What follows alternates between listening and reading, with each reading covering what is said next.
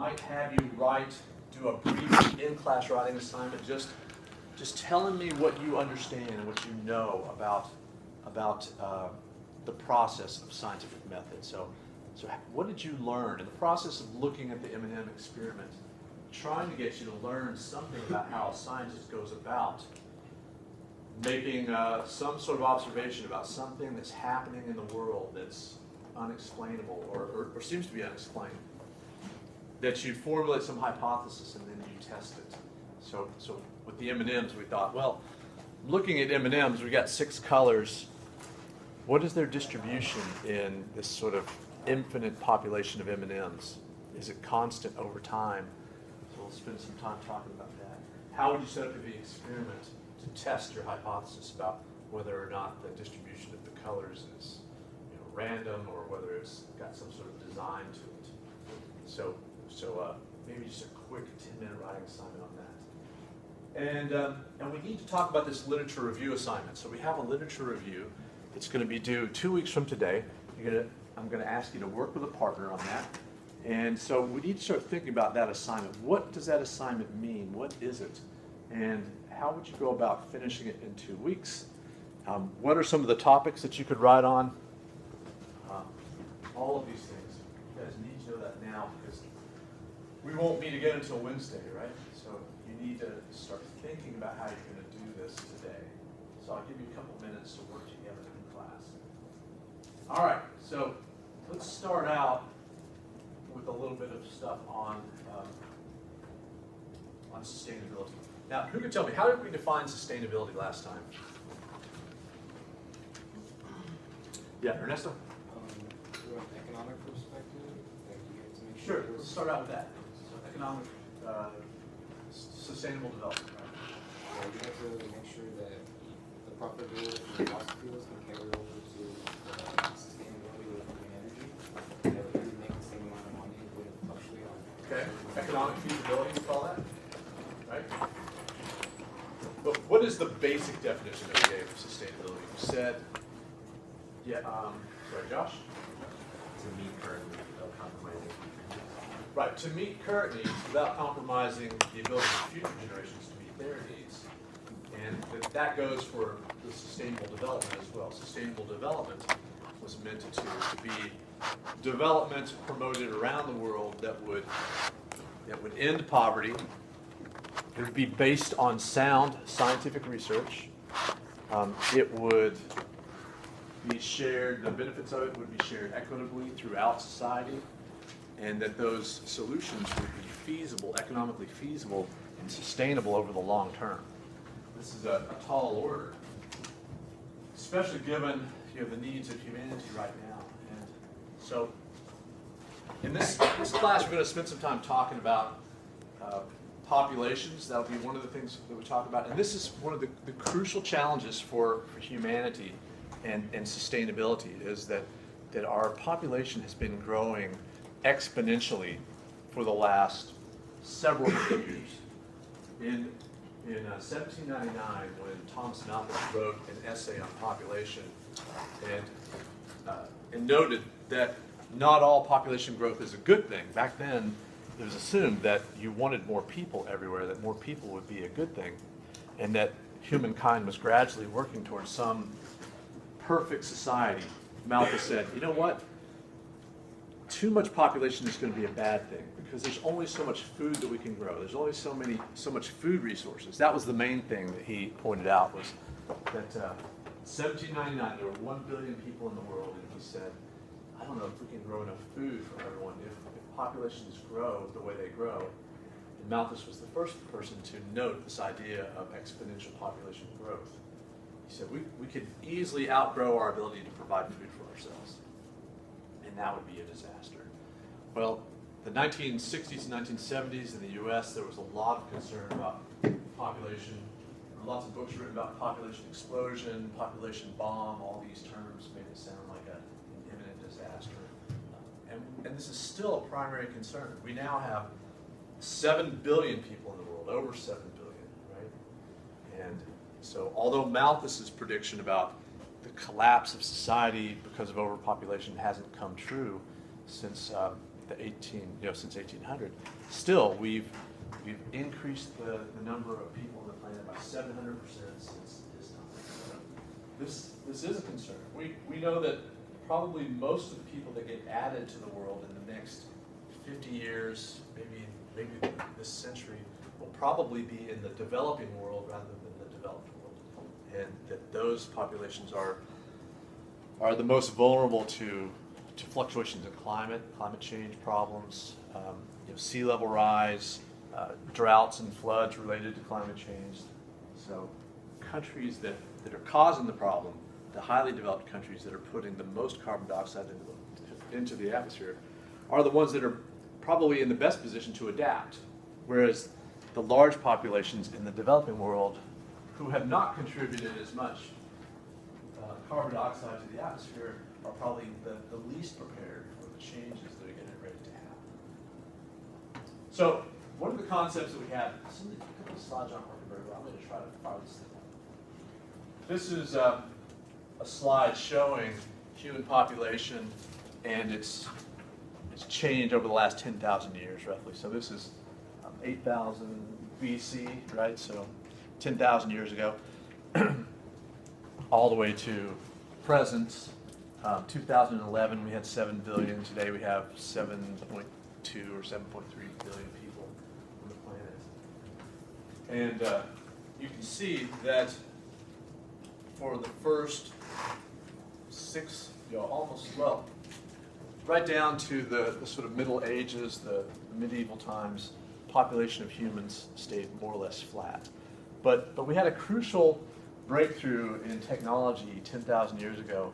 This is when humans started farming. So this was the beginning of modern, of agricultural practice, where we started to collect plants and animals that we could domesticate. And with that development in technology, we began to stabilize our food supply, and that led eventually to the rapid population growth. Over this time, the characteristic of exponential population growth, in the beginning, your population growth is going to be very small. But with time, you're going to get explosive growth of populations through this exponential process. If we add, say, 5 or 10% to a population each period, each year, then over time we're going to get explosive growth.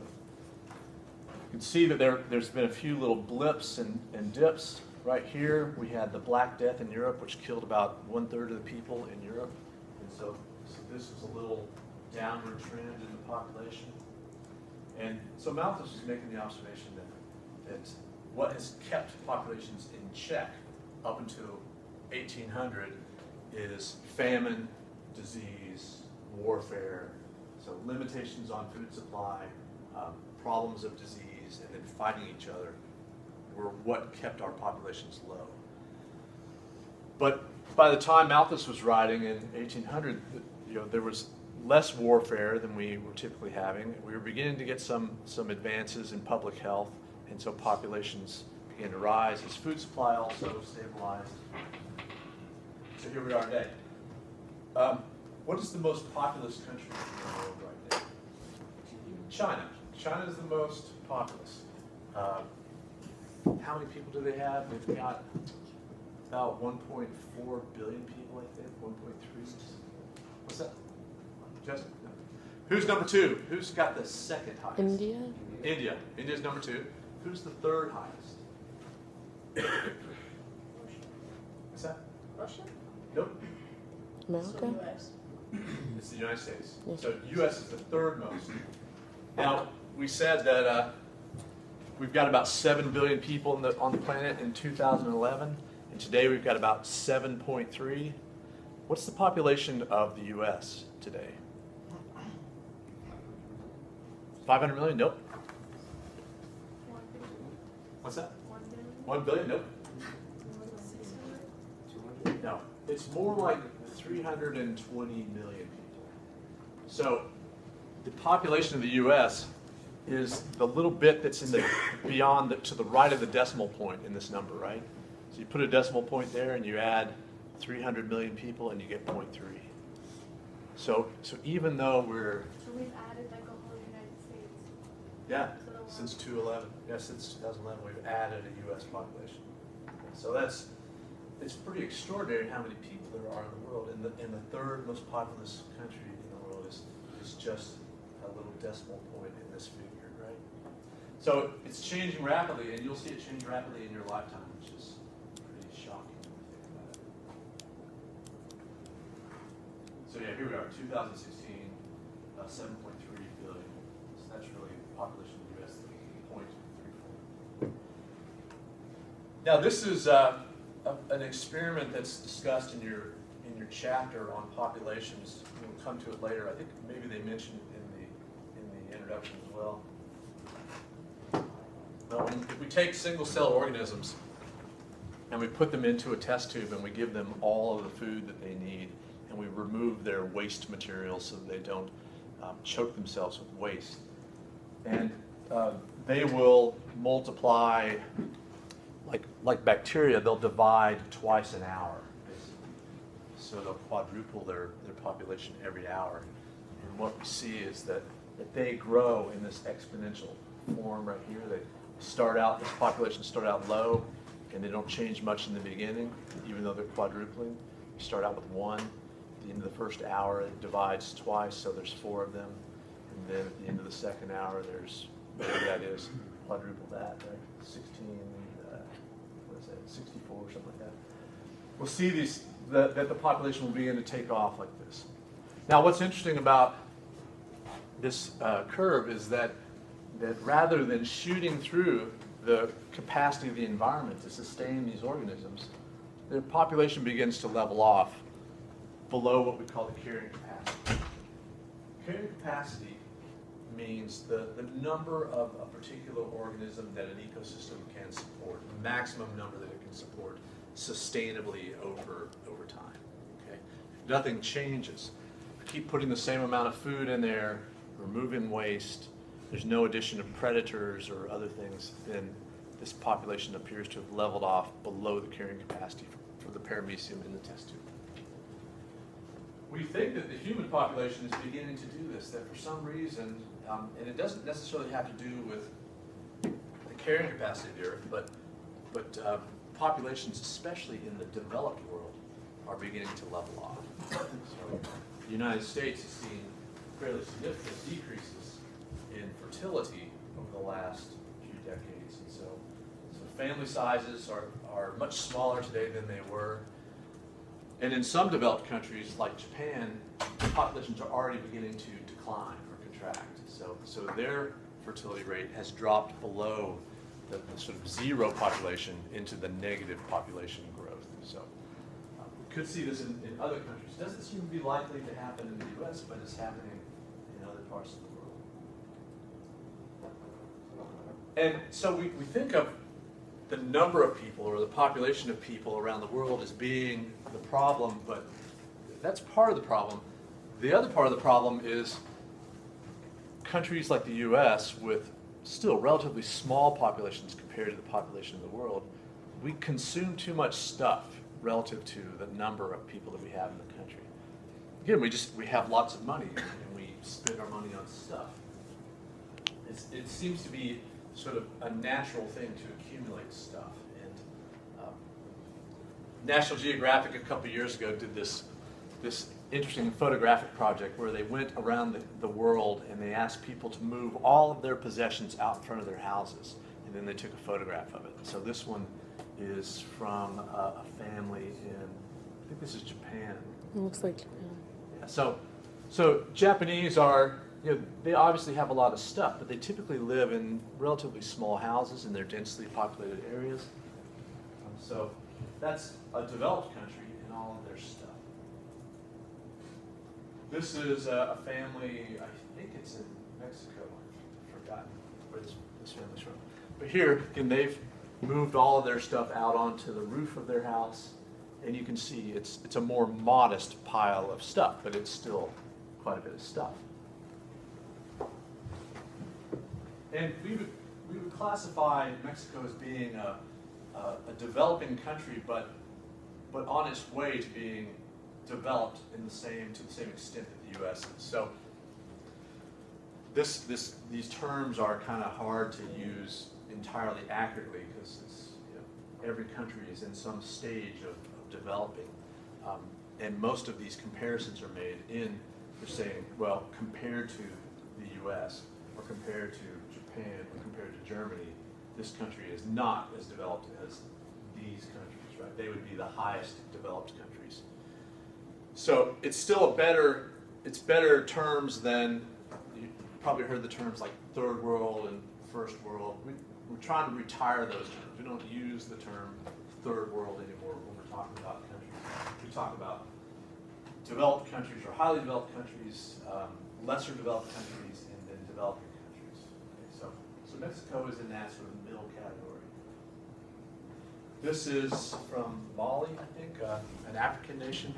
And so here we see there's relatively little that they have, living in homes that are simple by our estimations, right? And it looks like most of their possessions have to do with cooking or storing stuff or moving stuff from place to place. So we would consider this to be a country that's developing, lesser developed country.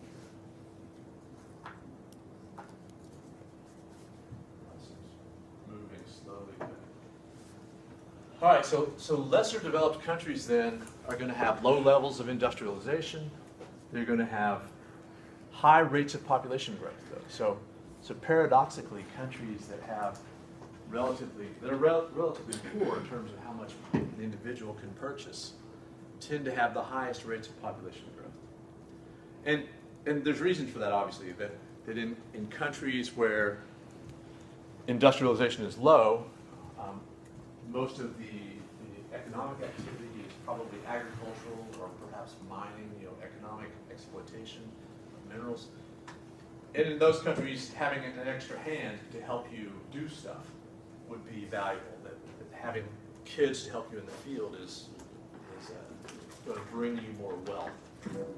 So, but these countries also have high mortality rates, and this also figures into a strategy, conscious or unconscious, that when you're in a country where lots and lots of children die in the first couple of years of their life, that you would probably plan to have extra children, right? That you would have more children in the hopes that some of them would survive. So my father, for example, he's in his 80s now, and he had several siblings that died within a year or two of birth. And he had 3 sisters that survived, so he was in a family of 4. But he was living in a city. He was living in Memphis, Tennessee. So even in a relatively large city, there were still fairly large family sizes. But part of that strategy must have been the loss of a couple of these children meant that you would want to plan to have a few extra children. In fact, my dad says, that's the problem with you guys, is you've only got 1 kid. When we had the 3 of you, so I'm one of 3 boys, so when we had the 3 of you, we knew we could lose one of you. And I think he's only half kidding. He was like, yeah, we were planning, we might lose one of you guys. We wanted to have a couple extra kids around. So we only have 1. My family is a small family, and 1 child. We plan on doing everything we can to make sure she does well and thrives. But we're putting all of our eggs in one basket. Okay. These countries also have relatively low incomes, right? Their purchasing power is relatively small compared to developed countries. So here's our moderately developed country. This would be like Mexico. So if Mali is our first example, Mexico would be our second. Countries with medium levels of industrialization. We've got per person incomes that are moderate, lower than the highest developed countries, but still on their way. Brazil would probably be considered another country in Latin America that's on its way to being highly developed. And so here's our highly developed countries: complex industrial bases, low rates of population growth, high per person incomes. Japan, U.S., Germany. These are France, England. These are examples of these highly developed countries. And so, coming back to Japan, it's interesting to note that you look at Japan, and Japan is the same level of industrialization as we are, same level of development, but people have about half as much stuff. They use about half as much energy per person in their country as we do in the United States. They get by with a lot less than the U.S., and yet they still have a high quality of life. So there just aren't very many limits to consumption in most countries. The U.S. has very few limits to consumption, and consumption is encouraged. In part, in fact, it's the largest part of our economics. When shoppers fail to show up and buy stuff at Christmas, it puts a damper on our economic growth. So a lot of our economic growth is driven by consumption of goods. So sustainable consumption, we're going to talk about the use of goods and services that satisfy your basic needs, but also minimize resource use. Something else, I'm missing words there, but this is in the book anyway. And the point that we made, I think, earlier in the week is that there are people around the world that aren't meeting their minimum needs for things like housing, for food, for education, for healthcare.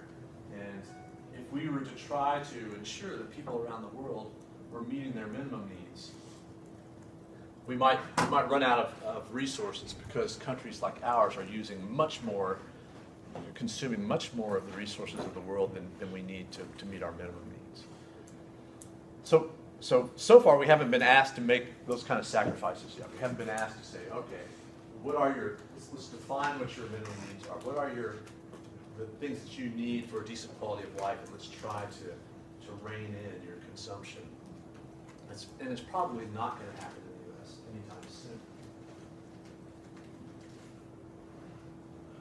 So if you care about this kind of thing at all, then you might adopt a plan for voluntary simplicity.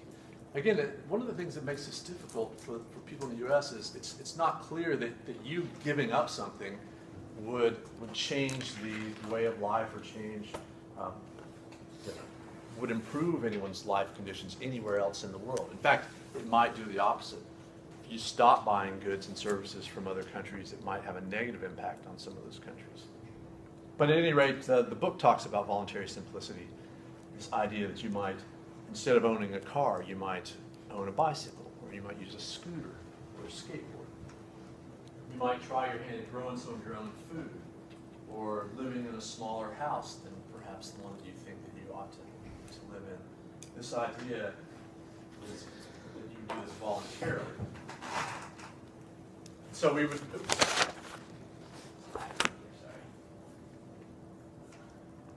So we would define voluntary simplicity as one of the types of sustainable consumption that holds that your happiness is not linked to how much stuff you have. That you can be happy with less stuff. I think that's a good lesson. It's something that we've been talking about in the U.S. for a long time. Maybe in some of your classes you've read Henry David Thoreau's Walden. Thoreau writes about living in a cabin in the woods and living a very simple kind of life, and the sort of happiness that you might get from having less stuff.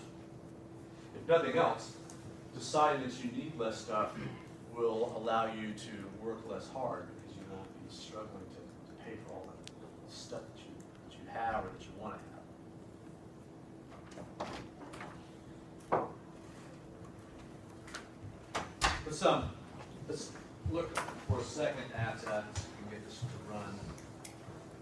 I was looking around at some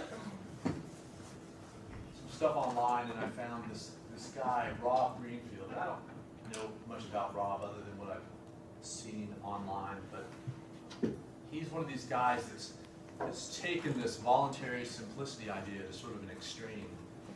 And you can look at what he's doing. It'll run.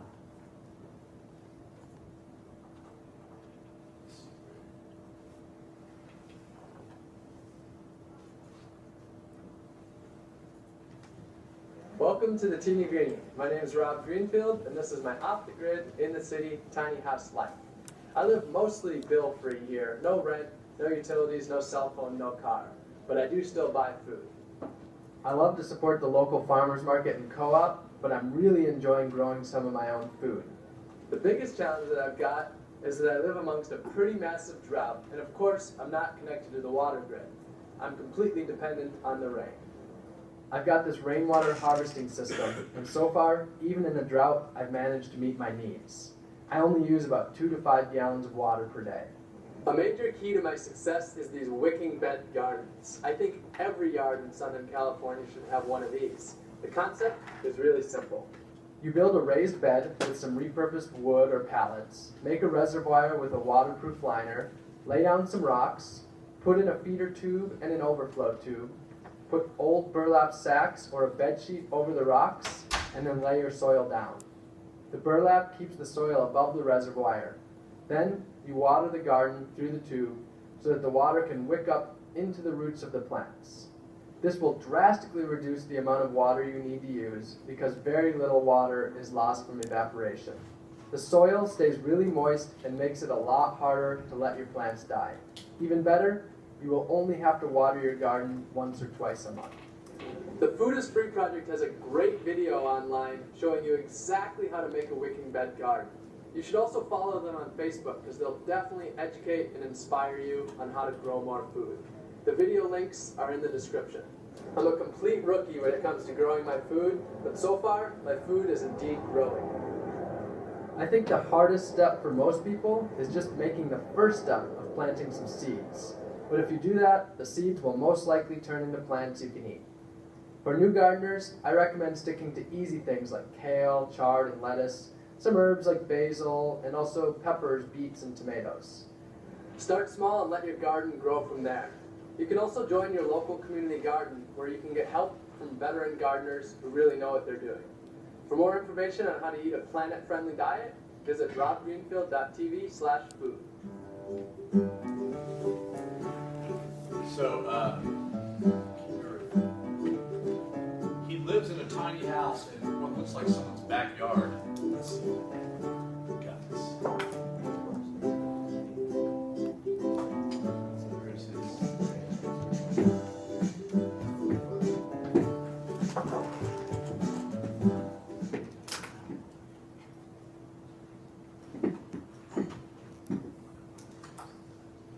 This is his house right here.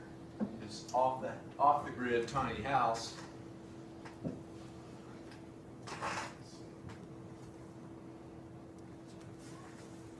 Anyway, oh, he's auctioned his tiny house. It's been a while since I've checked this out, but you can just barely see this. It's just sitting on. It's like a little trailer, and it's just like a single room. It looks like, and he spends most of his waking hours. It looks like living outdoors. And he's got videos where he talks about how he went a year without taking a shower and all sorts of crazy stuff. But this is kind of a thing, I guess, in some parts of the country, the tiny house thing. In fact, my mother-in-law, who's also a little bit crazy, is building a tiny house in her backyard because she's tired of my father-in-law and wants to live outside of that house. But creating a tiny house, you can see, might possibly lower the amount of resources that you use. All right, so some definitions then. Just to recap, then, sustainable development, we said, was this economic development that meets the needs of today without jeopardizing future generations, meeting their needs. So that it depended on good science to understand carrying capacity, if nothing else, the limitations of the environment. Depends on coming up with good economic solutions to our problems, but also to figuring in all of the costs of our activities. The cost of burning fossil fuels is not figured into the price of fossil fuels. It's something that's external to both the producer and the consumer of fossil fuels. And then making sure that there's some sort of equitable distribution of the benefits. So that's all the sustainable development. We said sustainable consumption then would be using goods and services that meet your basic needs, but which minimize resource use. And that voluntary simplicity is one of those strategies for sustainable consumption. That's when you're trying to disassociate the link between how much stuff you have and how happy you are. Carrying capacity, we said, would be the maximum population of any organism in its ecosystem, but we can think about what is the carrying capacity of humans in the world. And this is something that's a little bit hard to pin down. Okay, any questions then so far about that? So we've talked a bit about, sort of in general, the challenges that we face as our populations continue to grow. How can we find a way to live more simply without jeopardizing our quality of life? Ernesto? Like, in order to use a lot more green energy and being sustainable with that, fossil fuels, let's just say like a private individual who owns a mass fortune, can he just build wind farms and solar panels and all that stuff for citizens instead of waiting on government help? That's a good question. So Ernesto's asking, could someone with a lot of resources, a rich person you're saying? Like Bill Gates. Yeah, someone with billions, maybe like a Bill Gates type person, could they possibly sort of jump over all of the regulatory hoops and just begin building these things? I think there are limitations. My feeling is that all of the easy problems in the world have been solved already. You know, and that if money were the only thing standing in the way of creating a renewable energy economy, we would have figured that out by now and we would have done it. I think it's, you know, there's a whole bunch of different steps that go into this, right? Including overcoming human resistance to change. I mean, I think that's part of it, is just that it just takes, new technology takes a significant amount of time to sort of filter through a society, especially something like replacing internal combustion engines. It's just been one of the sort of really durable parts of the developed country's landscape for a long time. Right? So you think about how many gas stations are out there that would have to be reconfigured to servicing, say, electric vehicles. And if you're going to have electric vehicles, then you're going to need to produce a lot more electricity. So in the beginning, it might mean using more fossil fuels, but gradually phasing in renewables. Justin?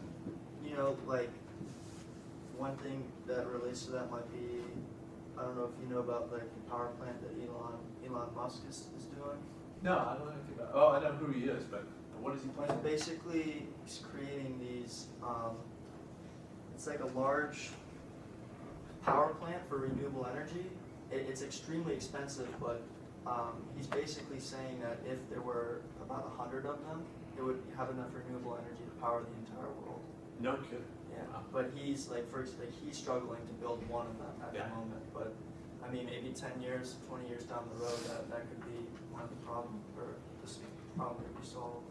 And what is it based on? What's the energy? It's something, I'm not really sure on exactly what it does, but I just know it's renewable energy. It's something with nuclear atoms and stuff. I really don't know much about it, but I know it's renewable energy.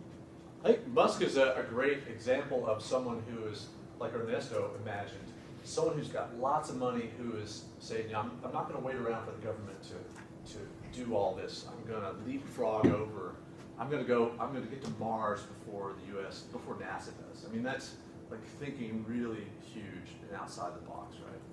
So some things may be overcome that way. The power grid, though, is really, really even more complex, I think, than going into space, though. It's a really big deal. So I don't know. You'll see some exciting things in your day, and I think the lesson learned is to try to think outside the box and try to imagine solutions to problems that other people think are unsolvable. But keep in mind that they haven't been solved because they're very, very complicated. Lots and lots of moving parts, right? Environmental ethics, then. We'll talk about this only briefly, but it is part of what the syllabus says that we'll cover. We have a whole class in this that's offered through the philosophy department. You can take a semester-long class in environmental ethics. Environmental ethics, well, what do we mean by ethics in general? Who can tell me, what are ethics? Let's see, I've heard from Jan. Somebody have Similar to like morals, similar to like morals, right? And what do we mean by morals? like the right way to go about life. Yeah, the right way to live, right? So codes of conduct, what's good and evil. And a lot of times ethics are things that they're not as clear cut as laws when it comes to penalties for, like, you know, there's a lot of discussion right now about our new president-elect Donald Trump and, you know, how can he disassociate his business deals from his governing, and that many of those things would be ethical problems, maybe not legal problems, but maybe ethical, in that you can do wrong perhaps without breaking the law necessarily. So environmental ethics is the application of the concept of creating a code of conduct, but in this case, focused on the environment.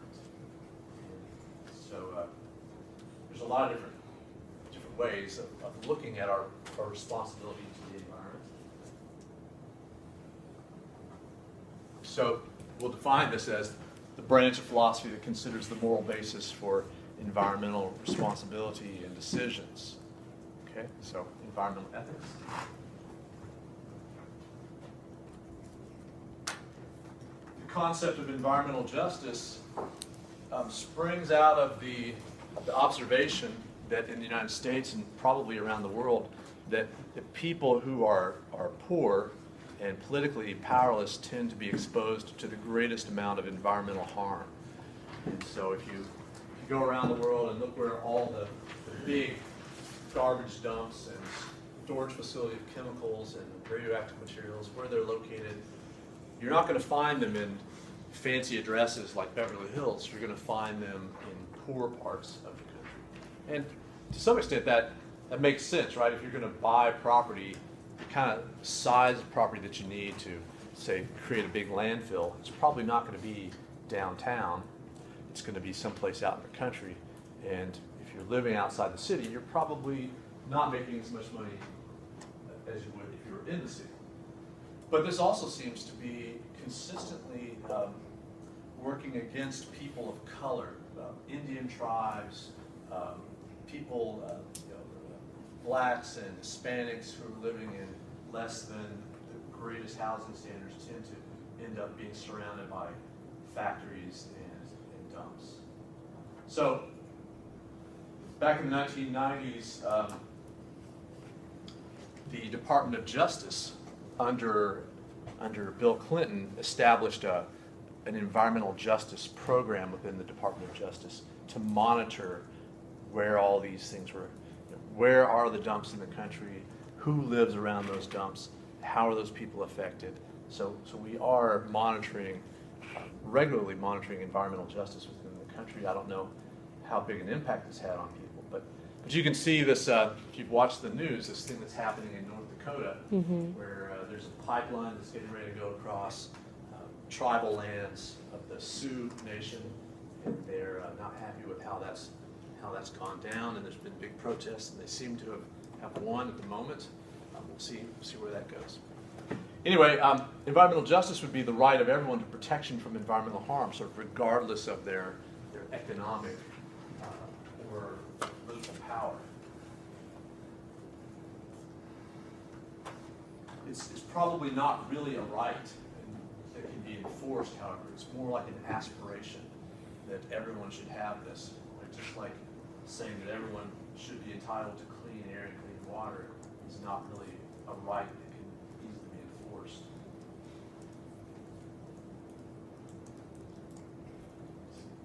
Unlike, say, the right to not be tortured, there are international courts that enforce things like laws against torturing internationally, but with, say, in environmental stuff, not so much.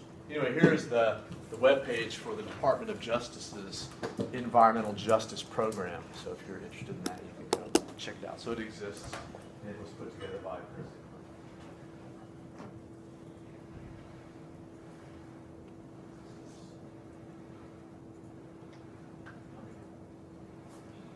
Clinton. Again, this is an example of some stuff. We'll skip over this one. So, important terms and concepts then. We said sustainable economic development, consumption over population, voluntary simplicity. We didn't really talk about these world views. We did talk about carrying capacity, environmental justice, and environmental ethics. Okay.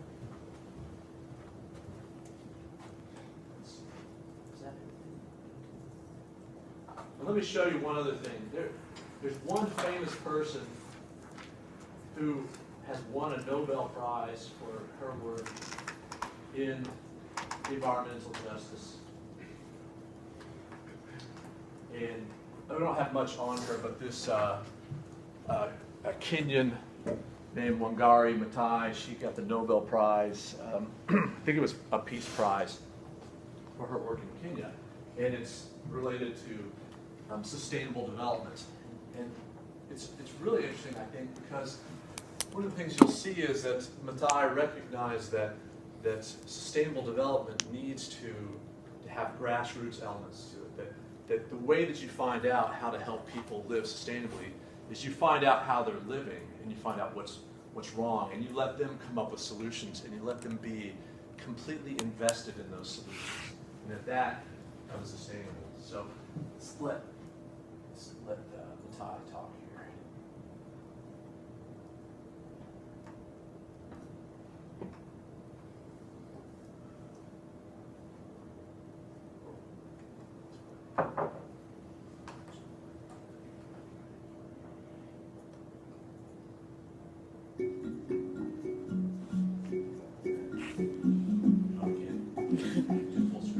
I was hearing many rural women complain about the fact that they did not have firewood. They were also complaining that they did not have enough water. Why not plant trees? I asked the women. And so they just started very, very, very small, very, very small. And before too long, they started showing each other. It was now communities empowering each other to plant trees for their own needs.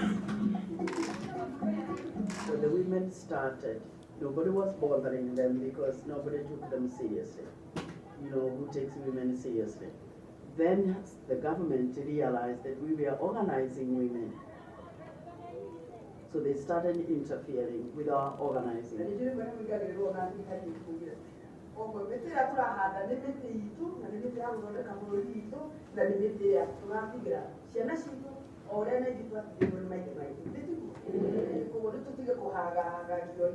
Na mama moja anajitokeza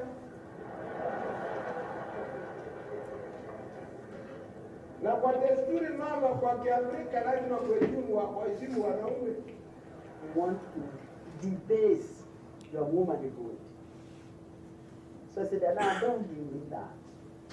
Just use the anatomy that matters right now. And that is from the neck up. She was disobedient at a time when disobedience was not tolerated. A lot of our people were in prison. A lot of our people were killed.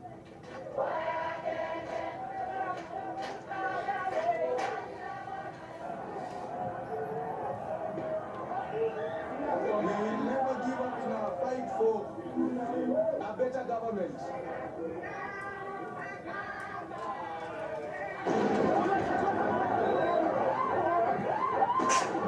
If you're going to shed blood because of our land, we will.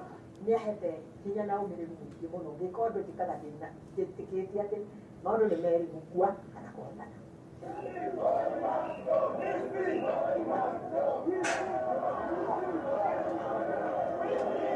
is the people who must save the environment. It's the people who must make their leaders change. So we must stand up for what we believe in.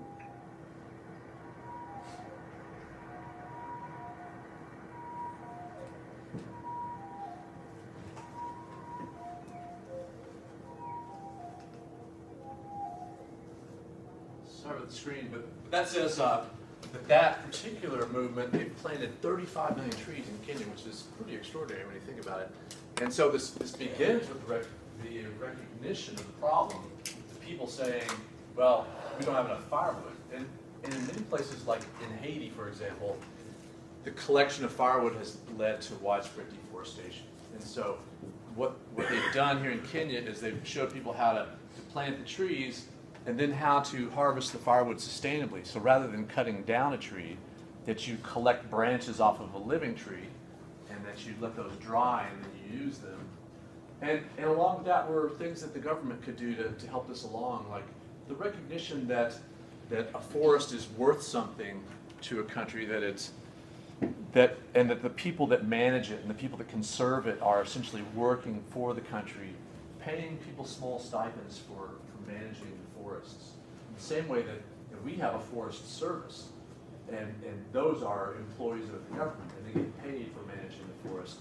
But in a country like Kenya, where there's no forest service, paying people to serve as essentially rangers in a forest is something that's worth money, giving them small amounts of money, allowing them to sell the firewood, allowing them to paying them to plant trees, just small amounts. This is enough to create a sustainable program. So she won the Nobel Prize for this. This is the only person I know that's won that top honor for sustainability. Now, Al Gore won it along with the International Panel on Climate Change. They've won it Nobel Peace Prize again for their study of climate change. So there's been a couple of big prizes for environmental stuff, but hers is focused on sustainability. All right, so I think what we need to do now is talk about this literature review project, okay? So let me pull up the syllabus real quickly. Let's take a look. We've got an area in Blackboard where we've got our literature review. Literature review assignment. It's here. So nobody submitted it yet, so it's okay. So let's see. Let's do that.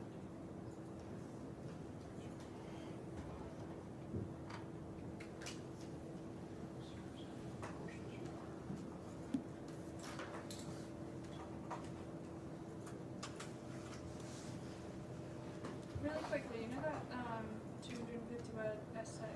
Yes. Is this what you're talking about now or no? No, this is a longer assignment. Okay, well that one, what is it that we're writing it on what chapter? Okay, hold on. Give me 1 second, Georgina. Let me just download something.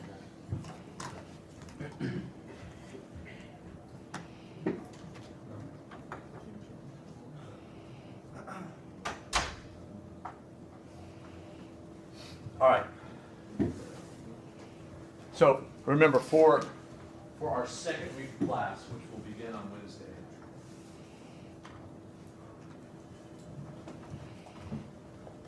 you guys are going to be submitting an essay on Wednesday, right?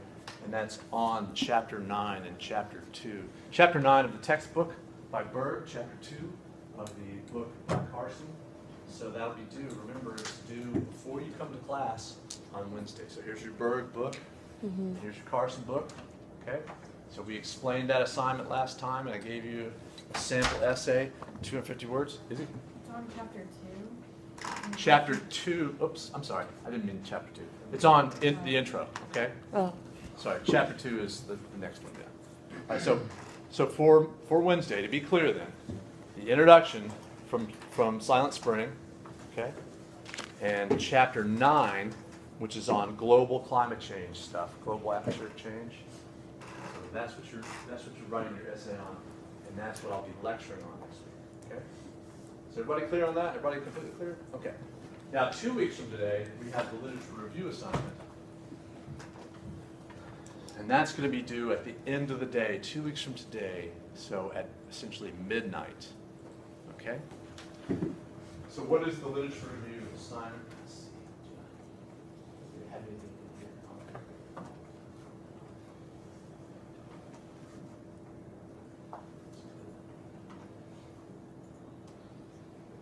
All right, so, oh shoot. I don't have a good description of the literature review in this thing here. I'm sorry, I'm gonna have to get that, write that out for you. But here's what the literature review is meant to do. Just take a couple of notes here, okay? I'll put the additional material into Blackboard.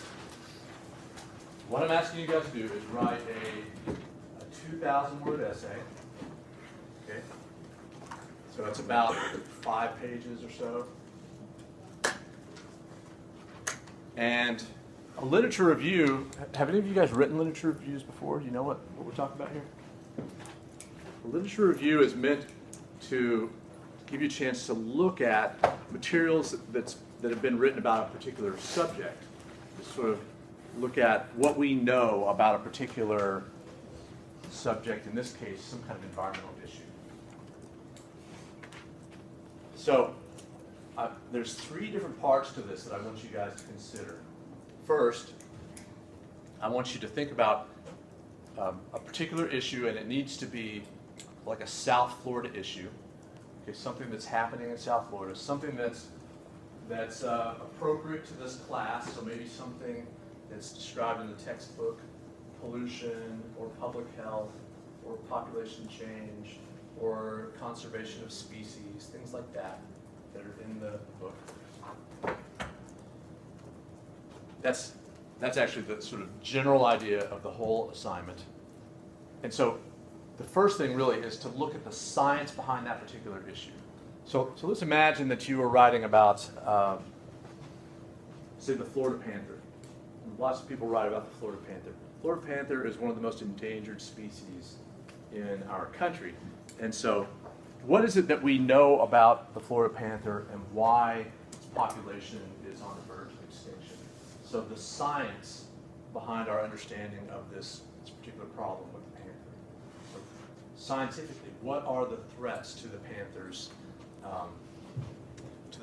survival as a species? Okay. The second thing is I want you to look at the historical change over time. So what do we know about how the issue of panther populations, how has this changed over time? So you wouldn't have to go back very far in the U.S. history before you'd find where panthers were killed pretty much everywhere in this country because they were considered a nuisance species that was attacking cattle, and so farmers were allowed to shoot them on sight. And so now we're at the point where we want to conserve panthers. Panthers are still hunted in western states where panther populations are pretty high. So in Florida, though, we've outlawed the hunting of panthers. You can't kill a panther legally. It's a state by, well, it's not a state by state thing. It's a species by species kind of thing. So the western panthers are not on the verge of extinction, but the Florida panther, which is given a special designation, that one is considered. And here are there only Florida panthers? That's a really good question. So Maria asked, here, are there only Florida panthers? The Florida panther has been hybridized with the Texas panthers.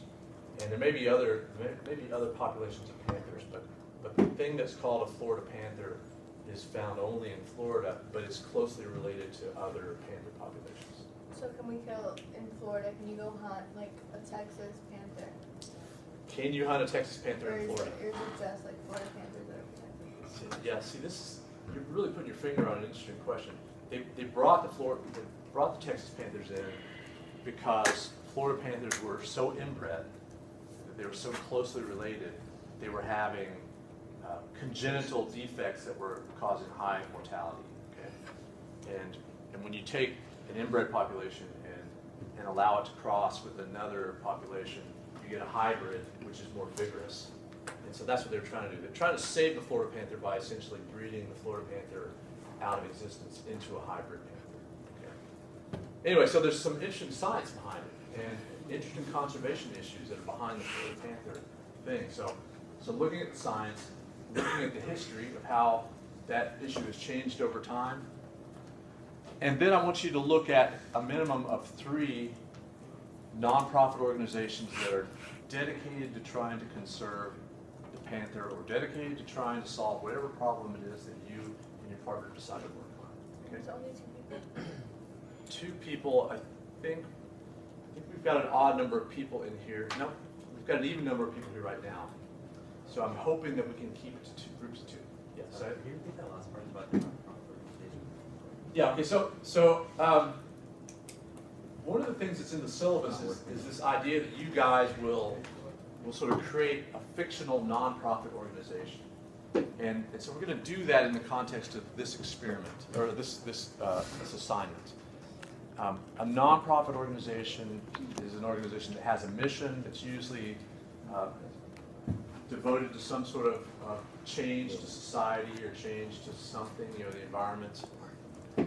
Examples of nonprofits. Who can give me an example of a nonprofit organization? What's it? Our school is one, yeah. Our school is a not-for-profit, which is essentially the same thing as a nonprofit. Somebody else say? Feeding South Florida. Feeding South Florida, okay. Is that what, like getting food out to the families and things? Yeah, I don't know that one, but yeah, that's. Red Cross is one. Red Cross is very famous. I have a question. So, in this project, are we going to actually find real nonprofit organizations, or are we making them up? Okay, so for this assignment, I want you to look at a minimum of three existing nonprofit organizations that are focused on your environmental issue. Okay. Now, when we do our presentations at the end of the semester, or end of the term, you guys will present on a brand new fictional nonprofit that you're starting, that you're going to devote your energies towards solving your problem, okay? But you don't need to worry about your fictional one right now, except that you might, as you look through some of these nonprofits, you might think about, wow, I like that nonprofit, and I would like to have a nonprofit that was doing those kinds of things. So Greenpeace is one of the big environmental nonprofits, the Audubon Society. Is the United States Environmental Protection Agency a nonprofit? No, they're not. They're a governmental organization. So what's the difference between, say, McDonald's, which is a for-profit corporation, and a nonprofit like Greenpeace, in terms of the business that they do? How are these things different? Yeah, Malik? A for-profit business usually tries to exploit their assets so that they can obtain more money. It's all about like how much money they can get, but while a nonprofit is usually just trying to like break even so that they can help the cause. They're not usually looking to maximize the revenue. They're just trying to aid whatever their specific cause is. Okay, that would be, in an ideal world, I think that's a really good description, that a for-profit company can be public or private. If it's publicly held, then they're trying to maximize value to stockholders, right? If they are privately held, then they're trying to maximize profits for their owners. A nonprofit organization can sell things and can make money, but the money that they make goes towards their mission, right? They don't have any stockholders, so they're not returning money to stockholders, and they're not trying to maximize profits for owners, because they're more likely to have a director, an executive director, and a board of directors, rather than to have an owner. Right? So we have a president of the university, that's President George Hanbury, and he is hired and fired by the board of directors, essentially, for the university. And the board is a rotating group of people who don't own anything. They don't own any stock in the university. The university has no stock. Right? So there's no clear owner to this particular organization, and so there's no profit. Anything that the university makes goes back into the operation of the university. Okay, so that's a kind of a typical nonprofit. Okay, so a governmental organization, Environmental Protection Agency, or Department of Environmental Resources, they are governmental. They're not nonprofits. So we're going to focus on the nonprofits. Okay. Now here's what I want you guys to do. Let's take a minute and pair up with someone, maybe someone you think you might want to work with. You don't have to decide on who your partner is just right now. But I want you to come up with 3 or 4 ideas for environmental topics that you might want to investigate for this project. So what I want from you then is a piece of paper with your names on it and a list of some topics and some ideas. Okay? So let's do that right now.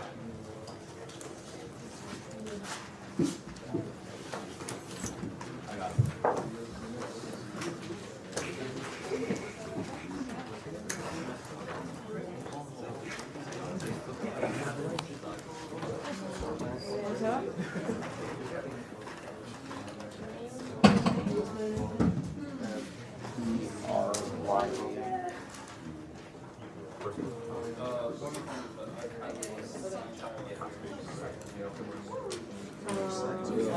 Yeah. Oh, guys, hey, I'm sorry. That should be a 1,400 word project rather than a 2,000. Yeah, I was like 2,000 so much. Thank you. The other class is doing 1,000. I know, and last time you gave us like 5 people in a group, something like that. Yeah. That's why I was like, Or okay. 2,000. Yeah. 1,400 words. Sorry.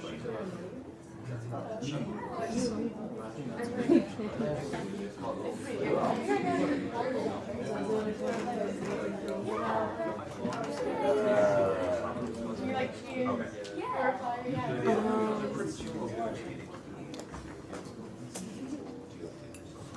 Charles? Are you working with someone?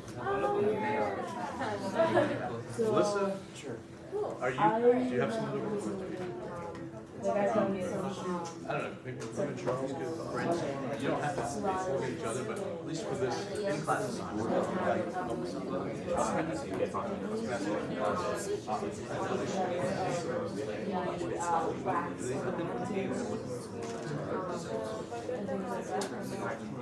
No, it's in the. Sustainability. Yeah. Yeah. Should both be available. Should be able to check the cameras. And if you can't see them both, let me check. Okay. I'm really interested in.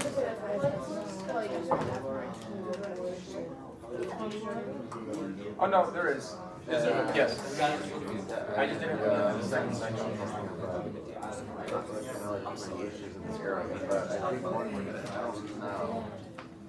One thing that comes to mind is the Everglades. I don't know if it's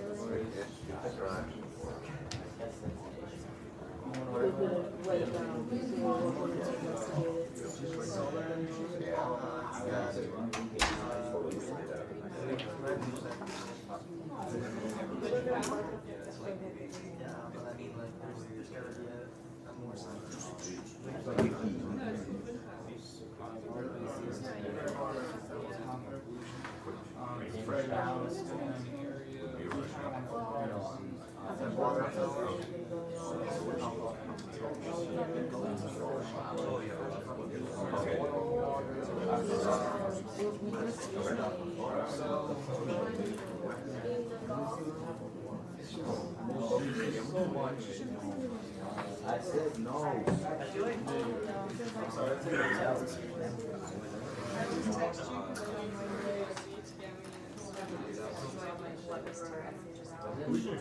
I was in, no, but I wasn't home. I was here. well, we are out there. So they said, but I think So elevator campus.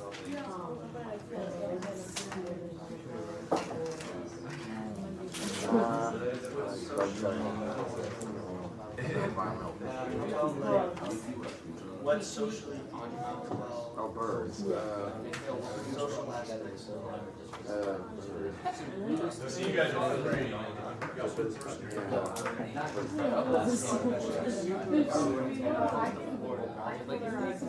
Oh, okay. Alright, so maybe. Yeah. But I think we've got an even number of people. So let's see.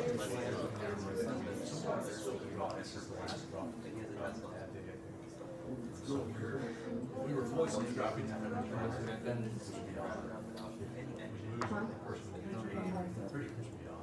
But otherwise, try and get everything. So this is something that's fine. Yeah, I wrote that, right? How are you doing? So we agree to an extent. So I'm not from here. I have no idea what Florida is. Okay.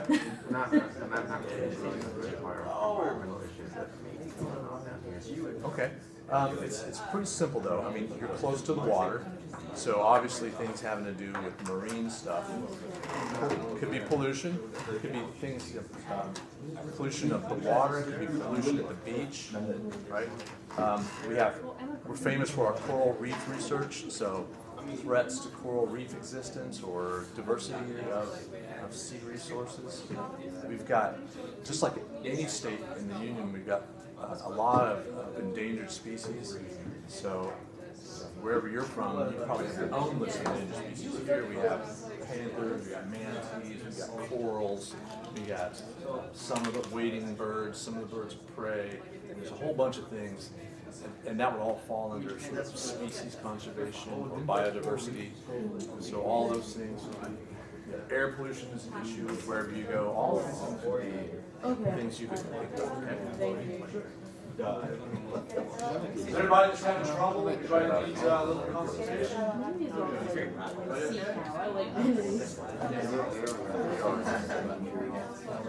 There it is. Yes. I'm gonna find mine.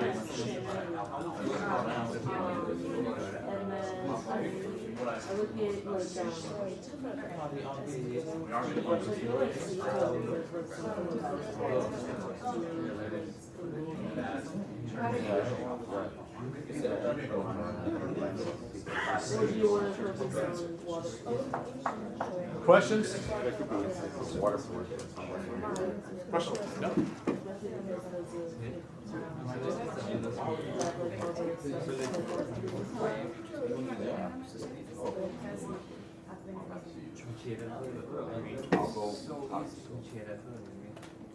Are you working by yourself on the main project? On the main project, or you know, this project is working. You can sell that.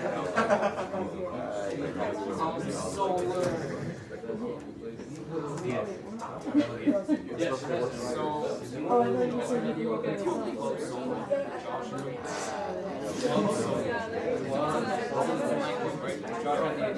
like the entire day, solar panels, Charles Music Club at night, boom, 8 p.m. Run off completely sustainable energy. Wow. You could sell that at night. Oh, it's so nice. Cool. I like it harder. Let me ask you something. What's not the line?